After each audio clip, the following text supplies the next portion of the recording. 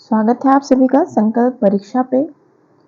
आज की वीडियो में हम करने वाले हैं जीके मैराथन की क्लास को, जो कि हमारे कल के एग्ज़ाम के लिए बहुत ज़्यादा महत्वपूर्ण होगी। इस वीडियो में मैंने जीके के बहुत ही महत्वपूर्ण क्वेश्चंस को लिए हैं। साथ में आपको इसमें बिहार स्पेशल के वन लाइनर क्वेश्चंस भी देखने को मिलेंगे, तो वीडियो से अंत तक ज़रूर आप जुड़े रहिएगा, ताकि अगर इससे रिलेटेड आपके क्वेश्चंस एग्जाम में आते हैं तो आपसे कोई भी गलती ना होने पाए। और आगे भी इस वीडियो से जुड़े रहने के लिए आप चैनल को सब्सक्राइब कर लीजिएगा, और अगर वीडियो आपको पसंद आती है तो लाइक करना मत भूलिएगा। चलिए करते हैं हमारा पहला टॉपिक। प्रमुख संस्थानों के जो ध्येय वाक्य हैं, जो कि TRE 2.0 में आया भी हुआ था, तो इसीलिए आप इसके संपूर्ण क्वेश्चंस को देख लीजिए। भारत सरकार का जो ध्येय वाक्य है वो है, यानी कि टैगलाइन, सत्यमेव जयते, सत्य की ही जीत होती है। दूरदर्शन का है सत्यम शिवम सुंदरम, जिसका हिंदी अर्थ है सत्य कल्याणप्रद और सुंदर। ऑल इंडिया रेडियो, सर्वजन हिताय सर्वजन सुखाय, मतलब सबके हित के लिए, सबके सुख के लिए। और ये भी इम्पोर्टेंट, थल सेना आप जरूर याद करिएगा। थल सेना का सेवा अस्माकम धर्मः, मतलब इसका हिंदी अर्थ हुआ कि सेवा हमारा धर्म है। आप इसका हिंदी अर्थ भी जरूर याद रखिएगा, क्योंकि आपसे एग्जाम में यह भी पूछ सकता है। भारतीय तट रक्षक, वयम रक्षामः, मतलब हम रक्षा करते हैं। वायुसेना है नभ स्पृशम दीप्तम, आकाश को स्पर्श करने वाले देदीप्यमान। केंद्रीय माध्यमिक शिक्षा बोर्ड का है अस्तो मां सद्गम्य, मतलब असत्य से मुझे सत्य की तरफ ले चलो। लोकसभा का है धर्म चक्र प्रवर्तनाय, धर्म चक्र के प्रवर्तन आगे ले जाने के लिए। भारतीय तट रक्षक जो है वयम रक्षामः, मतलब हम रक्षा करते हैं।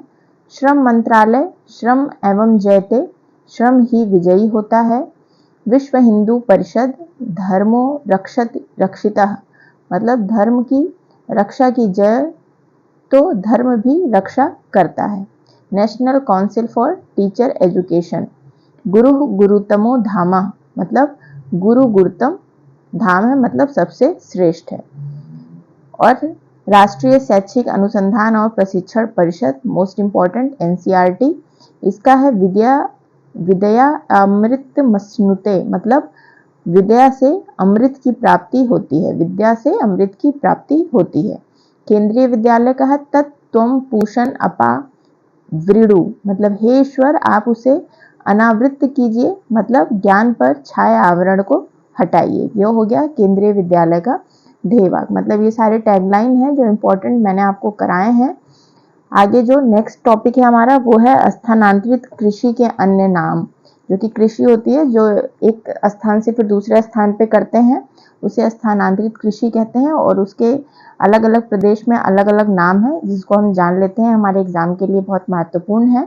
भारत में जो उत्तर पूर्वी क्षेत्र है उसमें झूम खेती जो होती है वही स्थानांतरित कृषि होती है, तो उत्तर पूर्वी क्षेत्र में इसे झूम खेती के नाम से जाना जाता है। उड़ीसा में इसी खेती को पोडू या डाबी कहते हैं। आंध्र प्रदेश में इसे क्या कहते हैं, पोडू या पेंडा।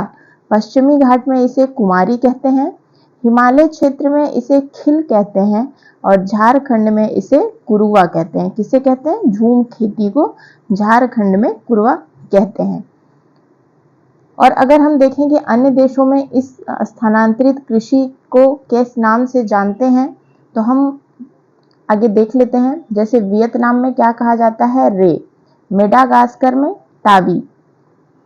कांगो में मसोले। भूमध्य रेखीय अफ्रीकी देश में फंग।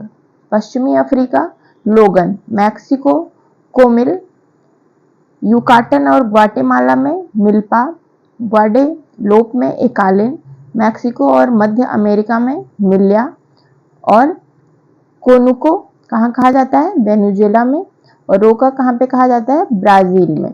हालांकि ये एग्जाम में नहीं आएगा, लेकिन आप एक बार देख लें तो अच्छा रहेगा कि एग्जाम में अगर आता है तो आपसे गलती ना हो। लेकिन ये जो भारत में है ये बहुत ही महत्वपूर्ण नाम है, ये आपके एग्जाम में आ सकता है, क्योंकि ये सीटेट में भी आता है, तो एग्जाम टीचिंग एग्जाम में आने की पूरी संभावना होती है। नेक्स्ट हमारा टॉपिक है कि प्रमुख पत्रिकाएं और उनके संपादक। बंगाल गजट, जो है ये कब आया था? तो 29 जनवरी 1780 ईस्वी में यह एक साप्ताहिक पत्र था और इसके संपादक कौन थे? James Augustus Hickey. भारत का पहला समाचार पत्र कौन सा था? अगर क्वेश्चन आता है तो बंगाल गजट आप करेंगे। ये किस भाषा में आया था? तो यह अंग्रेजी भाषा में आया था, ये भी आप इसके साथ याद रखेंगे। उदंत मार्तंड ये कब आता था? तो ये प्रति मंगलवार को आता था। यह भारत का प्रथम साप्ताहिक हिंदी समाचार पत्र था, तो ये आपको याद रखना है कि ये प्रथम हिंदी समाचार पत्र था और इसका प्रकाशन वर्ष क्या था? 30 मई 1826 ईस्वी में कोलकाता से। और इसके संपादक कौन थे? तो पंडित युगल किशोर इसके संपादक थे। इस पत्र में खड़ी बोली का मध्य देशीय भाषा के नाम से उल्लेख किया गया और 4 दिसंबर 1827 को इस पत्र की अंतिम प्रति प्रकाशित हुई थी। तीसरा हमारा है बंगदूत, जो कि साप्ताहिक था। इसका प्रकाशन वर्ष था 1829 कलकत्ता में और इसके संपादक कौन थे? राजा राम मोहन राय। आगे बढ़ते हैं हम। बनारस अखबार यह भी साप्ताहिक था और इसका प्रकाशन वर्ष 1845 ईस्वी था और इसके संपादक थे राजा शिव प्रसाद सितारे हिंद। सुधाकर यह भी साप्ताहिक था, इसका प्रकाशन वर्ष था 1850, जो कि काशी में से संपादन हुआ था इसका और इसके संपादक थे तारा मोहन मित्र। बुद्धि प्रकाश इसका प्रकाशन वर्ष था 1852 ईस्वी को आगरा से और इसके संपादक थे सदा सुखलाल। समाचार सुधा वर्षन भारत का प्रथम ये दैनिक हिंदी पत्र था। जो भी प्रथम चीजें हैं आप उन्हें जरूर से जरूर याद करें क्योंकि वो एग्जाम के लिए बहुत ही ज्यादा महत्वपूर्ण हो जाता है। प्रकाशन वर्ष जो था इसका वो 1854 था कोलकाता से और इसके संपादक थे श्याम सुंदर सेन।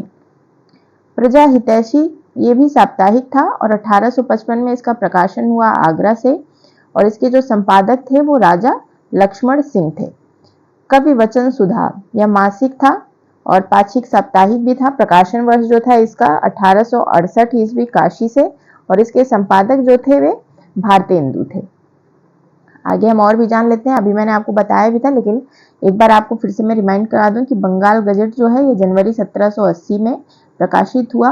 भारत का पहला समाचार पत्र था और इसके संपादक थे जे.ए. हिक्की। इंडिया गजट जो कि नवंबर 1780 में प्रकाशित हुआ और इसके संपादक थे बी मैसिनक तथा पीटर गिड। मद्रास कोरियर ये 1785 मद्रास का पहला समाचार पत्र और संपादक इसके कौन थे? तो रिचार्ड जॉनसन। मिरातुल अकबर ये 1821 का पहला फारसी समाचार पत्र था जिसके संपादक थे राजा राम मोहन राय। संवाद कौमुदी 1821 में आया और इसके संपादक राजा राम मोहन राय थे। बॉम्बे समाचार 1822 में आया, इसके संपादक फारदून नजी मरजबान थे। जाम ए जहां नुमा ये 1822 में आया, भारत का पहला उर्दू अखबार था ये जिसके संपादक हरिहर दत्ता थे। उदंत मार्तंड जो कि पहला हिंदी साप्ताहिक पत्र था ये 1826 में आया और इसके संपादक जुगल किशोर शुक्ला थे। और समाचार सुधावर्ष 1854 ये पहला हिंदी दैनिक समाचार पत्र था जिसके संपादक श्याम सुंदर सेन। द पायनियर ये 1865 में आया और इसके संपादक जॉर्ज एलन थे। अमृत बाजार पत्रिका 1868 में आया, इसके शिशिर घोष और मोतीलाल घोष जो हैं ये इसके संपादक थे। इसमें आपको जो सबसे ज्यादा याद रखने वाला टॉपिक है पत्र है वो बंगाल गजट है और इंडिया गजट है। साथ में आपको जो याद रखना है वो उदंत मार्तंड है क्योंकि ये पहला हिंदी साप्ताहिक है तो ये इंपॉर्टेंट हो जाएगा। और आगे हम बढ़ते हैं तो द स्टेट्समैन 1875 में आया, रॉबर्ट नाइट इसके संपादक थे। आनंद बाजार पत्रिका तुषार कांति और शिशिर घोष के द्वारा। द हिंदू आया 1878 में, वीर राघवाचार्य और 5 अन्य लोगों ने इसको प्रकाशित किया। और ये देखिए मोस्ट इंपॉर्टेंट है मराठा केसरी जो कि बाल गंगाधर तिलक द्वारा था। साथ में द ट्रिब्यून 1821 में आया, सरदार दयाल सिंह मजीठिया। और वॉइस ऑफ इंडिया ये 1882 में आया, दादा भाई नरोजी इसके संपादक थे। और मलयाला मनोरमा 1890 में आया, कांडथिल वर्गीस मप्पीलाई इसके संपादक थे। प्रबुद्ध भारत 1896 में आया, स्वामी विवेकानंद द्वारा। इंडियन ओपिनियन 1904 में आया दक्षिण अफ्रीका में, ये भी आप याद रखिएगा, जिसके संपादक कौन थे? महात्मा गांधी। वंदे मातरम 1905 में आया, बिपिन चंद्र पाल इसके संपादक थे। और युगांतर पत्रिका जो है इसके भूपेंद्र नाथ दत्ता, अविनाश भट्टाचार्य और बरिंद्र कुमार घोष संपादक थे। आपको इसमें वंदे मातरम मोस्ट इंपॉर्टेंट जो भूलना नहीं है, इंडियन ओपिनियन और साथ में ये मराठा केसरी आपको 1881 ये भी याद रखना है, तो ये इंपॉर्टेंट है। साथ में हम आगे बढ़ते हैं। बॉम्बे क्रॉनिकल आया 1910 में फिरोज शाह मेहता के द्वारा। हितवाद 1911 गोपाल कृष्ण गोखले के द्वारा, ये आपको याद रखना है, मोस्ट इंपॉर्टेंट। न्यू इंडिया और द कॉमनवेल्थ ये एनी बेसेंट के द्वारा है, ये भी आपको याद रखना है। नवजीवन, यंग इंडिया और हरिजन ये महात्मा गांधी जी के द्वारा है। यह तीनों ही बहुत ही महत्वपूर्ण समाचार पत्र हैं, तो आप इनको अच्छे से याद करिएगा।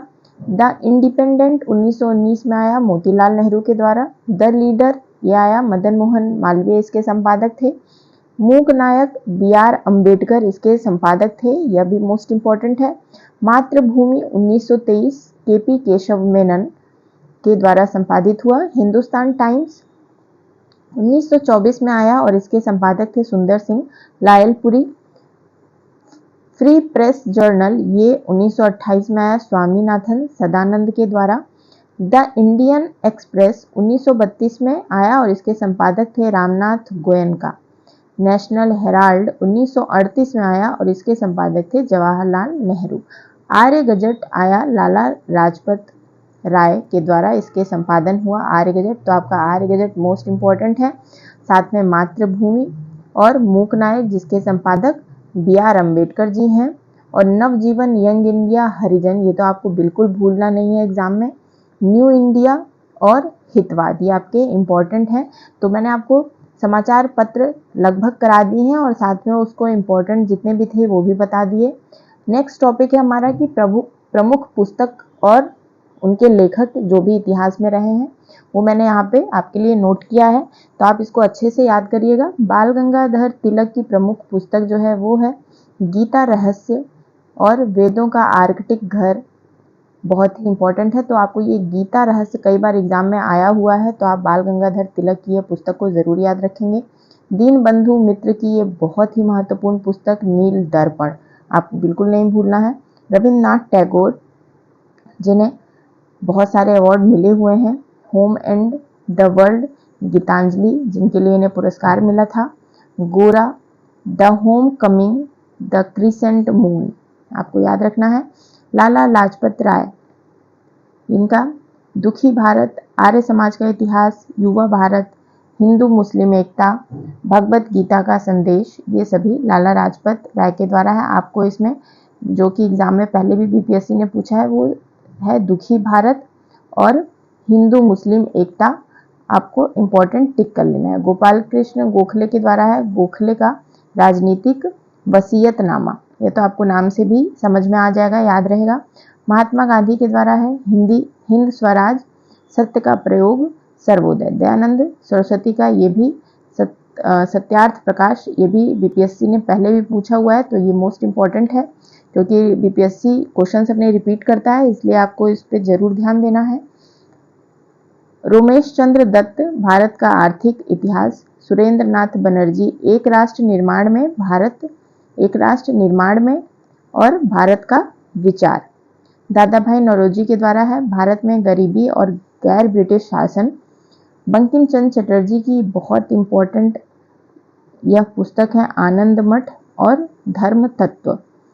MG रानाडे के द्वारा है सामाजिक सुधार और मराठा शक्ति का उदय और है धर्म का व्याख्यान। एनी बेसेंट से क्वेश्चंस आ सकते हैं, इसलिए आप इसे भी इंपॉर्टेंट टिक करिएगा। भारत में स्वतंत्रता के लिए कैसे संघर्ष किया और भारत एक राष्ट्र, भारत सशक्त और स्वतंत्र, भारतीय राजनीति का भविष्य, ये भी इंपॉर्टेंट है एनी बेसेंट के लिए।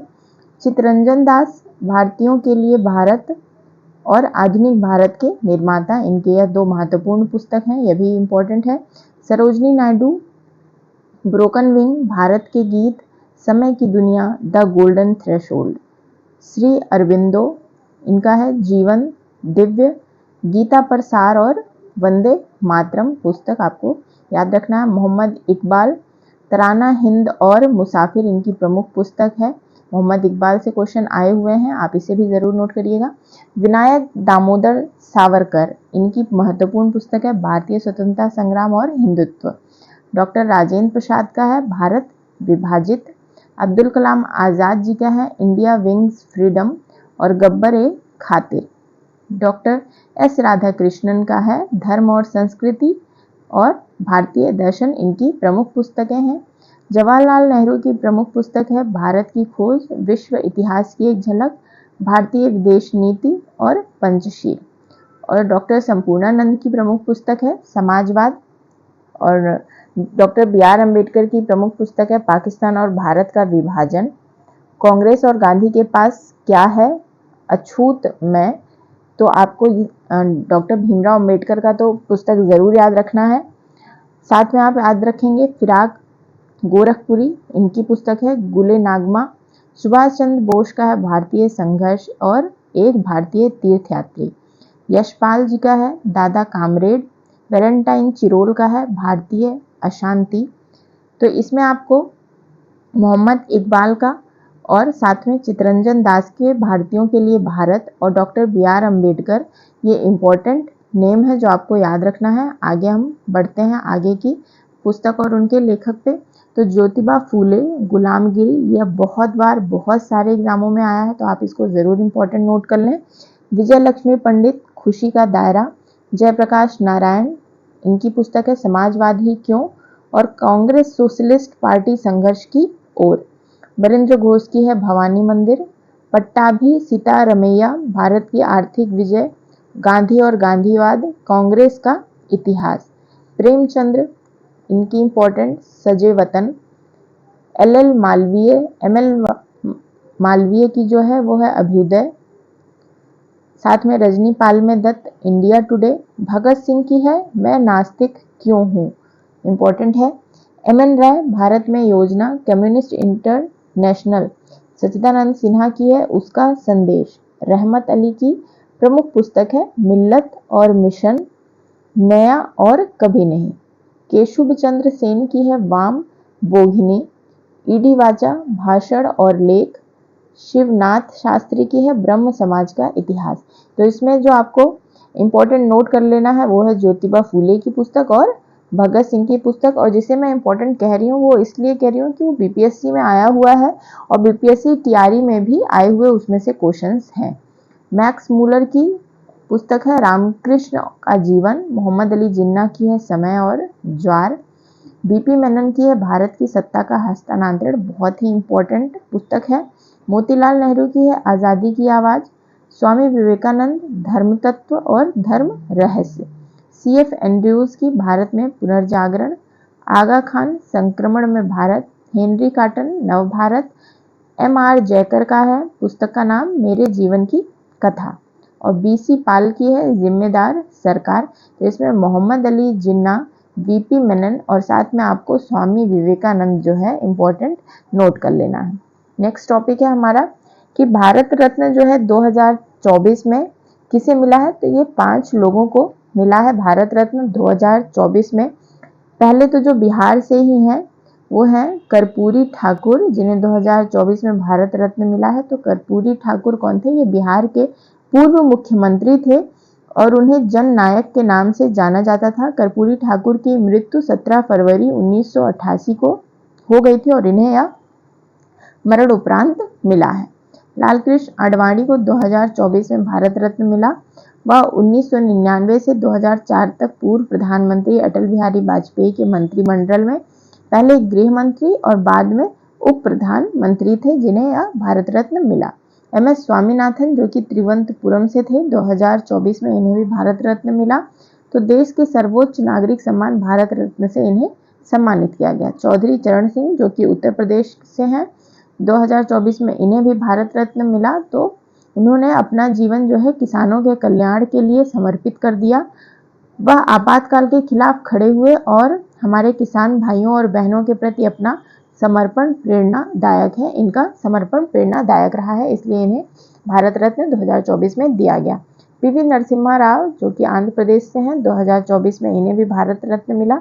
तो नरसिम्हा राव को 1990 के दशक में बड़े आर्थिक सुधारों की शुरुआत करने के लिए जाना जाता है, जब उन्होंने केंद्र में कांग्रेस की सरकार का नेतृत्व किया था। तो ये जिन्हें 2024 में भारत रत्न मिला है, ये 5 नाम है। आपको पांचों नाम याद रखने हैं: कर्पूरी ठाकुर, लालकृष्ण आडवाणी, MS स्वामीनाथन, चौधरी चरण सिंह और पीवी नरसिम्हा राव।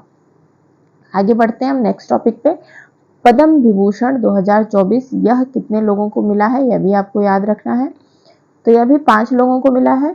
भारत रत्न भी 5 लोगों को मिला और पद्म विभूषण भी 5 लोगों को मिला है। तो पहला नाम हमारा है श्रीमती विजयामाला बाली। इन्हें किस क्षेत्र में मिला है? कला के क्षेत्र में। और ये कहाँ से हैं? तमिलनाडु से हैं। श्री कोनी देला चिरंजीवी, इन्हें किस क्षेत्र में मिला है? तो कला में मिला है और यह आंध्र प्रदेश से हैं। श्री M वेंकैया नायडू, इन्हें किस लिए मिला है? सार्वजनिक कार्य के लिए और यह भी आंध्र प्रदेश से हैं। श्री बंघेश्वर पाठक, यह सामाजिक कार्य इनका क्षेत्र है और यह कहाँ से है? बिहार से। श्रीमती पद्मा सुब्रमण्यम, इन्हें भी पद्म विभूषण मिला है और किस क्षेत्र में? तो कला के क्षेत्र में और ये तमिलनाडु से हैं। तो यह पांचों नाम आपको अच्छे से याद कर लेने हैं। तो भारत रत्न और पद्म विभूषण 2024 मैंने आपको करा दिया है, जो कि करंट अफेयर से भी रिलेटेड हो जाएगा आपके एग्जाम के लिए। नेक्स्ट टॉपिक है हमारा स्वतंत्रता पूर्व भारत में राजनीतिक दल। तो ये हिस्ट्री जो कि इंडियन है सारी इसमें आपको मिल जाएगी। तो चलिए करते हैं हम। बंग भाषा प्रकाशक सभा, इसका गठन कब हुआ था? 1836 में। किसके द्वारा? राजा राम मोहन राय और सहयोगियों द्वारा किया गया था। जमींदारी एसोसिएशन, तो इसे लैंड होल्डर सोसाइटी के नाम से अधिक जाना जाता है और इसकी स्थापना जमींदारों के हितों की रक्षा के लिए की गई थी। हालांकि अपने उद्देश्यों में सीमित लैंड होल्डर सोसाइटी ने एक संगठित राजनीतिक गतिविधि की शुरुआत की और शिकायतों के निवारण के लिए जो है संवैधानिक आंदोलन के तरीकों का उपयोग किया। तो इसमें आपको बंग भाषा प्रकाशक सभा जो है ये याद रखना है। नेक्स्ट आगे बढ़ते हैं हम। तो the Bengal British India society, यह जो है इसकी स्थापना कब हुई? 1843 में हुई। और इसका उद्देश्य क्या था? तो इसका जो उद्देश्य था वो लोगों की वास्तविक स्थिति में से संबंधित जानकारी का संग्रह और प्रसार और शांतिपूर्ण और वैध चरित्र से ऐसे अन्य साधनों को नियोजित करना जो कल्याण को सुरक्षित करने, उचित अधिकारों को विस्तार करने और हमारे साथी के सभी वर्गों के हितों को आगे बढ़ाने के लिए डिजाइन किए गए प्रतीत हो सकते हैं। 1851 में लैंड होल्डर सोसाइटी और बंगाल ब्रिटिश इंडिया सोसाइटी दोनों का ब्रिटिश इंडियन एसोसिएशन में विलय हो गया था। तो यह भी आपको इसमें याद रखना है।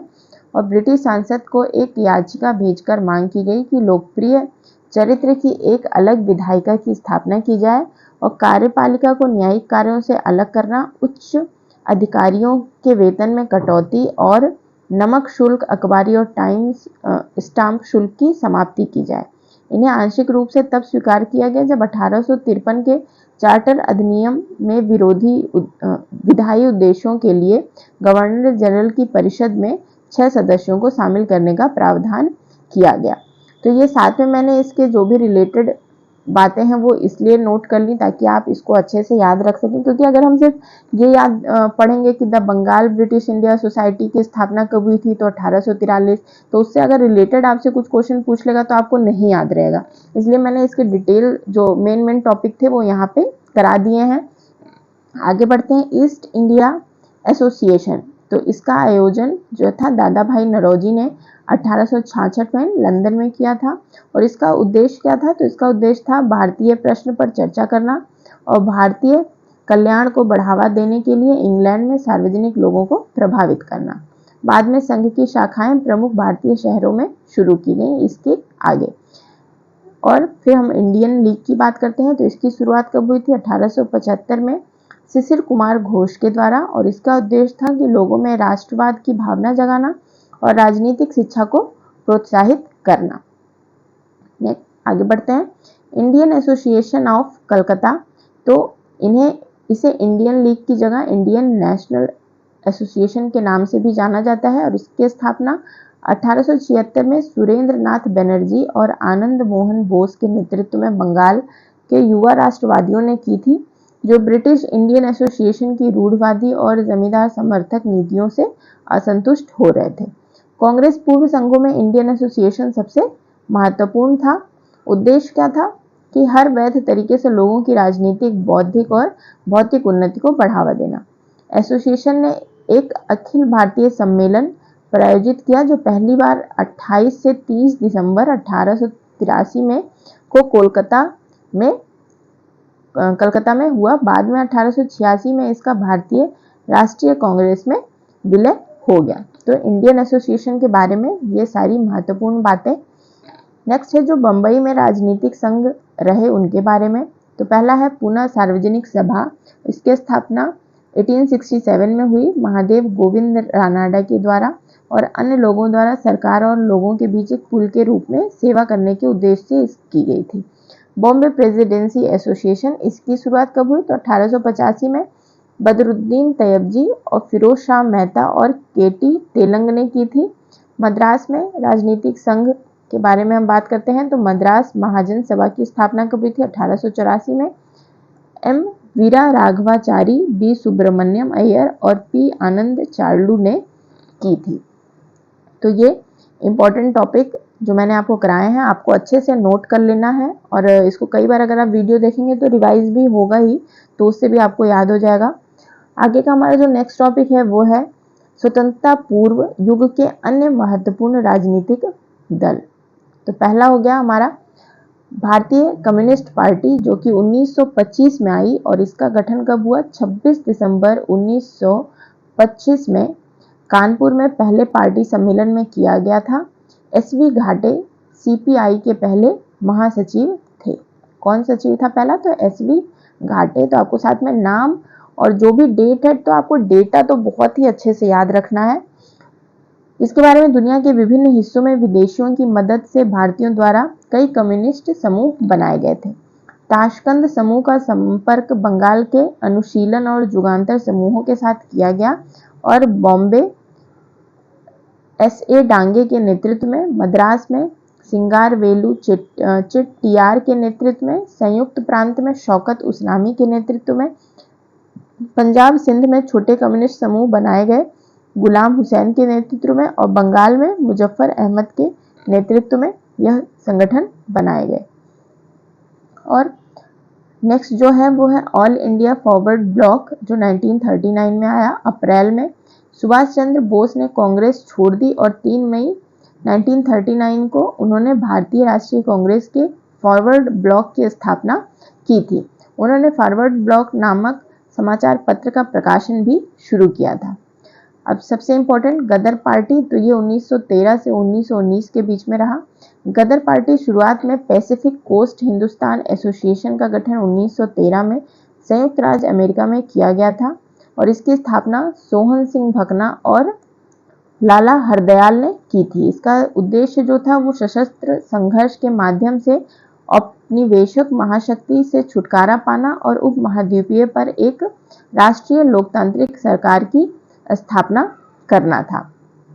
नेक्स्ट है स्वराज पार्टी 1923 से 1935 तक। तो चौरी चौरा घटना के बाद क्या हुआ कि महात्मा गांधी ने 1922 में असहयोग आंदोलन जो है वो वापस ले लिया। इस पर कांग्रेस पार्टी के नेताओं के बीच काफी असहमति हो गई, जबकि कुछ असहयोग जारी रखना चाहते थे, अन्य विधायिका का बहिष्कार समाप्त करना और चुनाव लड़ना चाहते थे। तो पूर्व को नो चेंजर्स कहा जाता था और ऐसे नेताओं में राजेंद्र प्रसाद, सरदार वल्लभ भाई पटेल, सी राजगोपालचारी और आदि शामिल थे। तो अन्य जो विधान परिषद में प्रवेश करना चाहते थे और ब्रिटिश सरकार को भीतर से बाधित करना चाहते थे, उन्हें परिवर्तक समर्थक कहा जाता था। इन नेताओं में कौन थे? तो सी.आर. दास, मोतीलाल नेहरू, श्रीनिवास अयंगर आदि शामिल थे। 1922 में कांग्रेस का गया अधिवेशन में सी.आर. दास जो सत्र की अध्यक्षता कर रहे थे ने विधानमंडलों में प्रवेश का प्रस्ताव रखा, लेकिन वह हार गए।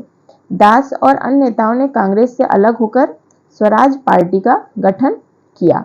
सी.आर. दास अध्यक्ष थे और सचिव मोतीलाल नेहरू थे और प्रमुख नेता इसमें और कौन थे? तो एन.सी. केलकर, हुसैन शहीद, सुहरावर्दी और सुभाष चंद्र बोस इसके प्रमुख नेता थे।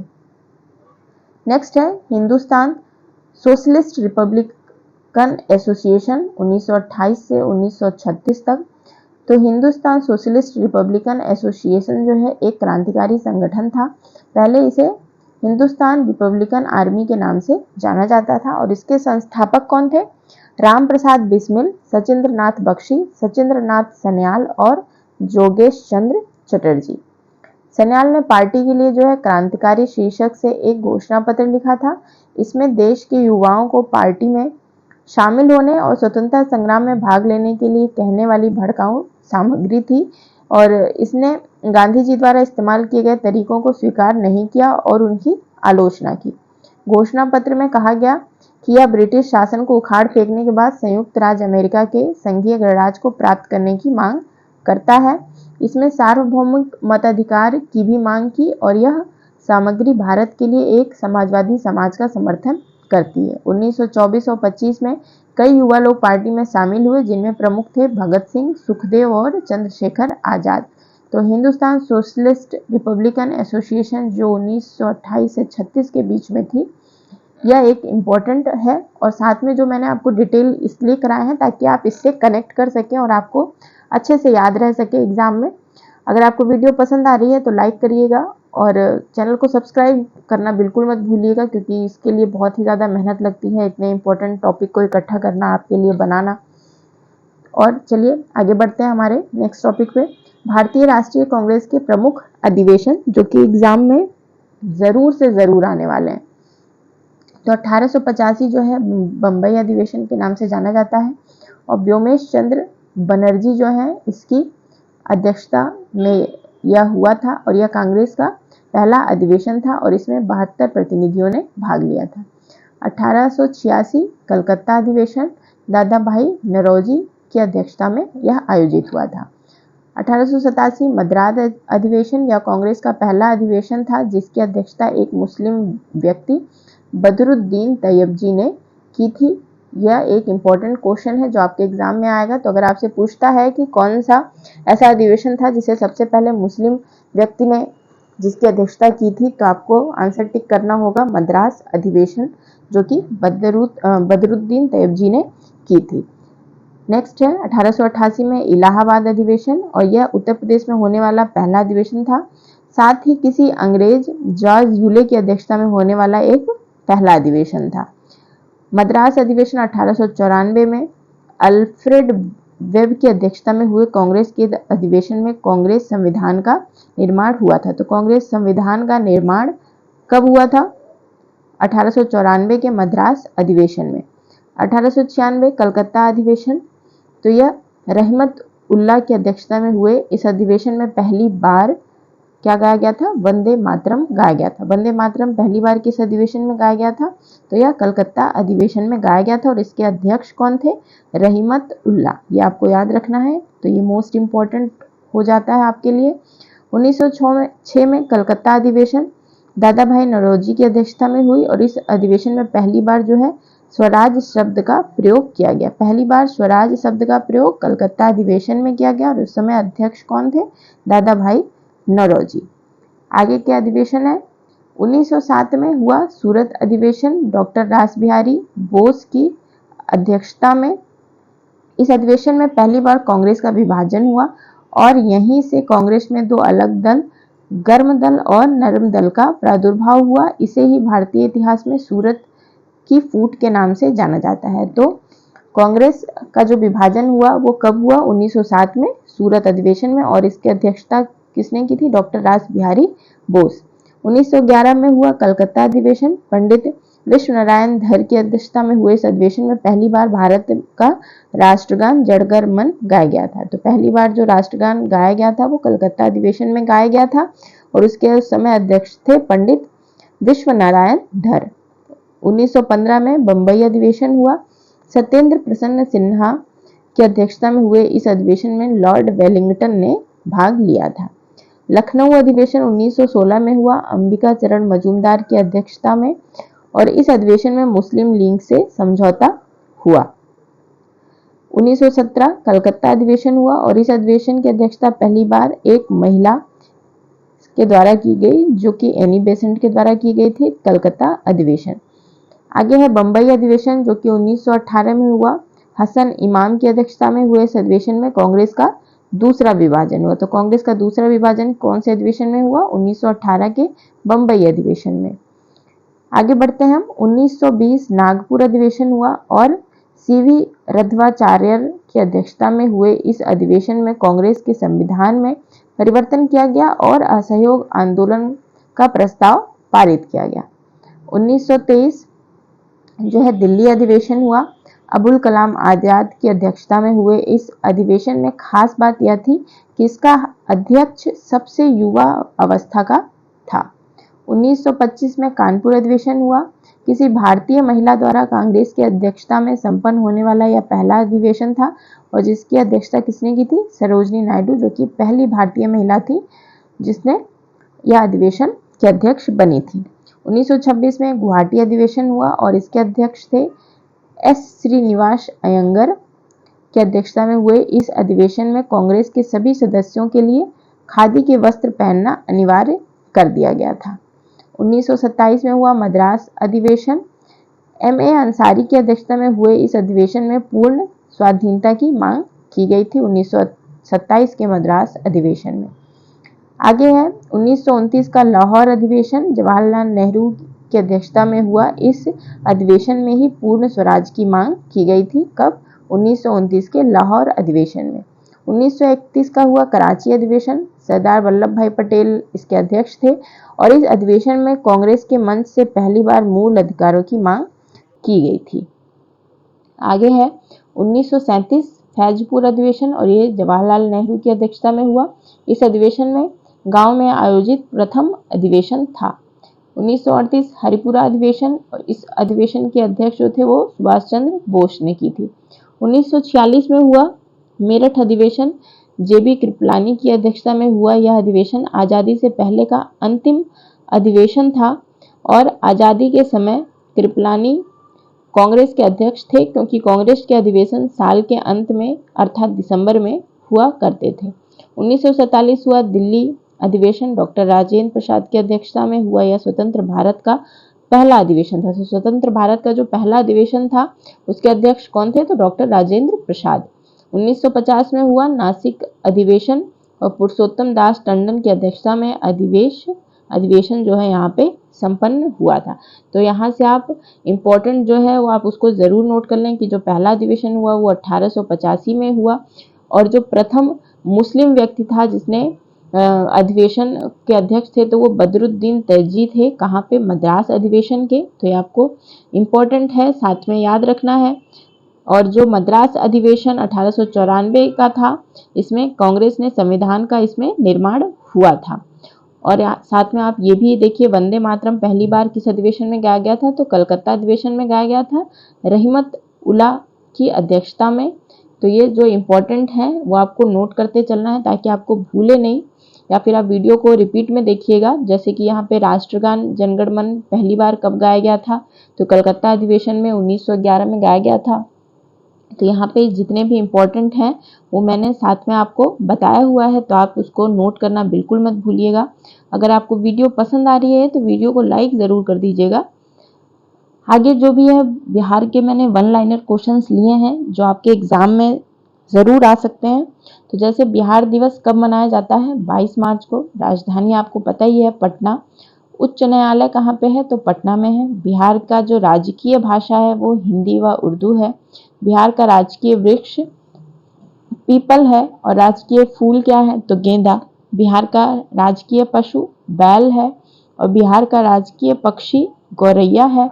और बिहार में प्रमंडल टोटल कितने हैं? 9 हैं और टोटल जिले 38 हैं। बिहार में अनुमंडल कितने हैं? 101 है। बिहार में विश्वविद्यालयों की संख्या 21 है और बिहार में सर्वाधिक जनसंख्या वाला जिला कौन सा है? पटना है। और सबसे कम जनसंख्या वाला जिला कौन सा है? शेखपुरा है। सबसे कम लिंगानुपात वाला जिला मुंगेर और सर्वाधिक लिंगानुपात वाला जिला जो है गोपालगंज है। बिहार में सर्वाधिक साक्षरता वाला जिला कौन सा है? तो वो है रोहतास। और सबसे कम साक्षरता वाला जिला कौन सा है? पूर्णिया। बिहार में सर्वाधिक वर्षा वाला जिला कौन सा है? किशनगंज। ये आपके वन लाइनर क्वेश्चंस हैं। बिहार में सबसे कम वर्षा वाला जिला औरंगाबाद। बिहार में सबसे ज़्यादा ठंड किस जिले में पड़ती है? तो गया में। सबसे बड़ा नगर पटना है। बिहार शब्द का मूल अर्थ क्या है? बौद्धों के रहने की जगह, बौद्ध मठ। बिहार में नमक सत्याग्रह आरंभ हुआ कब? 15 अप्रैल 1930 को। बिहार का पृथक प्रांत के रूप में गठन की मांग कब प्रस्तुत की गई? 1906 ईस्वी में। बिहार का मुगल साम्राज्य के प्रांत के रूप में कब गठन हुआ? 1580 में। वर्तमान में बिहार विधानसभा के कितने सदस्य हैं? 243। बिहार से लोकसभा के लिए सदस्य चुने जाते हैं कितने? 40। पटना उच्च न्यायालय की स्थापना कब हुई? 1916 में। बिहार में राज्यसभा सीटें कितनी हैं? 16 हैं। झारखंड बिहार से कब अलग हुआ था? 15 नवंबर 2000 में। बिहार और उड़ीसा का विभाजन कब हुआ? तो यह हुआ 1936 में। बिहार सोशलिस्ट पार्टी के संस्थापक कौन है? तो वे हैं जयप्रकाश नारायण। बिहार के प्रमुख समाचार पत्र बिहारी के संपादक कौन थे? तो वे थे बाबू महेश्वर प्रसाद। बिहार में भारतीय राष्ट्रीय कांग्रेस का 1922 का अधिवेशन कब हुआ था? कहाँ पे? गया में। नेक्स्ट है, बिहार में किसान सभा की स्थापना किसने की थी? सहजानंद सरस्वती के द्वारा की गई थी। बिहार बंगाल से कब पृथक हुआ था? तो यह 1912 में। 1857 की क्रांति के बिहार के नेता कौन थे? कुंवर सिंह। ये जितने भी वन लाइनर क्वेश्चंस हैं वो मैंने सब प्रीवियस ईयर क्वेश्चन से लिए हैं, तो आपके एग्जाम के लिए ये बहुत महत्वपूर्ण है। आप इसे पूरा लास्ट तक जरूर देखिएगा। पटना को प्रांतीय राजधानी बनाया किसने? शेरशाह ने। बिहार के सर्वाधिक लोकप्रिय सुल्तान कौन थे? शेरशाह सूरी। नालंदा विश्वविद्यालय के वैभव को किसने नष्ट किया था? बख्तियार खिलजी ने। बिहार की राजनीतिक शैक्षणिक शक्ति किस काल में सांस्कृतिक गरिमा खंडित हुई? तो मध्यकाल में। किस मुगल शासक ने सर्वप्रथम बिहार को अपने साम्राज्य में मिलाया? अकबर ने। पाटलिपुत्र के संस्थापक कौन थे? उदयन। पाटलिपुत्र स्थित चंद्रगुप्त का महल बना था किसका? लकड़ी का। पाटलिपुत्र को किस शासक ने सर्वप्रथम अपनी राजधानी बनाई? चंद्रगुप्त मौर्य ने। बिहार में 1857 क्रांति के नेता कुंवर सिंह का देहांत कब हुआ? 9 मई 1858 में। चंद्रगुप्त मौर्य के गुरु कौन थे? चाणक्य। कांग्रेस सोशलिस्ट पार्टी की पहली बैठक हुई पटना में। बिहार केसरी से किसे संबोधित किया जाता है? डॉक्टर श्री कृष्ण सिंह को। किस देश की सीमा बिहार राज्य से जुड़ती है? तो नेपाल से जुड़ती है। इंपॉर्टेंट वन लाइनर क्वेश्चंस हैं जो बीपीएससी प्रीवियस ईयर में आए हुए हैं और आपके एग्जाम के लिए महत्वपूर्ण है। बिहार के प्रमुख बांध भी हम जान लेते हैं।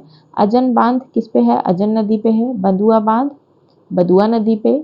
बरनार बांध जमुई नदी पे और भासकुंड बांध बासकुंड नदी पर। बिलासी बांध बिलासी नदी पर। चंदन बांध चंदन नदी। दुर्गावती बांध दुर्गावती नदी पे। गाय घाट मुंगेर नदी पे। जोग बांध जेऊबी नदी पे। और खड़गपुर झील बांध जो है यह मान नदी पे है। मोरवी बांध मोरवी नदी पे। नागी बांध नागी नदी। नकटी बांध नकटी नदी और उरहनी बांध उरहनी नदी पर। फुलवरिया बांध जो है ये तिलैया नदी पे है। ये पहले भी आया हुआ क्वेश्चन है फुलवरिया बांध के बारे में, तो आप इसको जरूर याद करिएगा। सिंध वारनी बांध जो है यह मान नदी पे है और श्रीखंडी बांध श्रीखंडी नदी पर है। तो ये जो बिहार स्पेशल क्लास थी वो आज की आपकी यहाँ पे पूरी होती है। अगर आपको आगे भी ऐसी क्लास चाहिए तो कमेंट बॉक्स में कमेंट ज़रूर करिएगा ताकि मैं इससे रिलेटेड आगे भी आपको वीडियो बनाकर दे सकूं। अगर आपको वीडियो पसंद आई है तो वीडियो को लाइक करिएगा और आगे भी अगर आप ऐसे क्वेश्चन से जुड़े रहना चाहते हैं अपने परीक्षा के लिए तो ज़रूर से ज़रूर हमारे चैनल को सब्सक्राइब कर लीजिएगा ताकि मेरे वीडियो के नोटिफिकेशन आप तक आएँ और आप उसको अच्छे से देख सकें, अपने परीक्षा के लिए अच्छा कर सकें। क्योंकि अगर आप सब्सक्राइब नहीं करेंगे तो मेरी वीडियो आप तक पहुंचेगी ही नहीं, क्योंकि इतने भीड़ में आप मेरी वीडियो कहाँ ढूंढने जाएंगे। इसलिए वीडियो को लाइक करिएगा और चैनल को सब्सक्राइब ज़रूर कर लीजिएगा। धन्यवाद।